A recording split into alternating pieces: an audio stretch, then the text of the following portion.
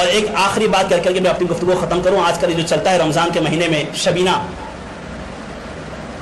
جو اس طرح سے نماز تراویح پڑھائی جاتی ہے بعض جگہوں پر، 6 دن کی تراویح، 5 دن کی تراویح، 3 دن کی تراویح، 10 دن کی تراویح، اللہ کی قسم یہ قرآن کے ساتھ میں کھلواڑ ہے. یہ قرآن کی آیتوں کا مذاق ہے، یہ رب العالمین کی آیتوں کا مذاق ہے، یہ قرآن کی توہین ہے. کہ قرآن کس لیے نازل ہوا تھا؟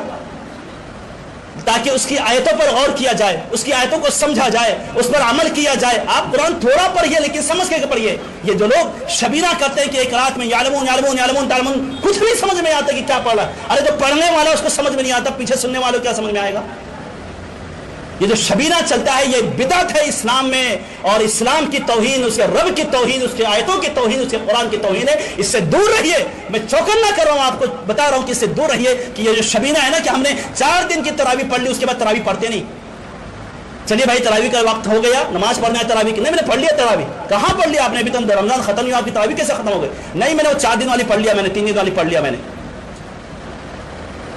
جب قرآن کے ساتھ میں ایسا برتاؤ کرو گے تو اللہ کی قسم پھر اللہ کہاں لے جا کر کے پھینکے گا، کیسے تم کو رسوا کرے گا. تمہارے گھر کے مسائل، تمہارے سماج کے مسائل، تمہارے کاروبار کے مسائل، یہ سارے کے سارے مسئلوں کا حل اس قرآن کریم میں موجود ہے. اس کا حق ادا کرو. اللہ رب العزت تمہیں سربلندی اور عروج عطا کرے گا. اللہ رب العزت دعا ہے کہ اللہ رب العزت ہمیں قرآن کریم کو سمجھنے کی، اس کو پڑھنے کی، اس کو سننے کی، اس کو سنانے کی، اس پر عمل کرنے کی توفیق عطا فرمائے.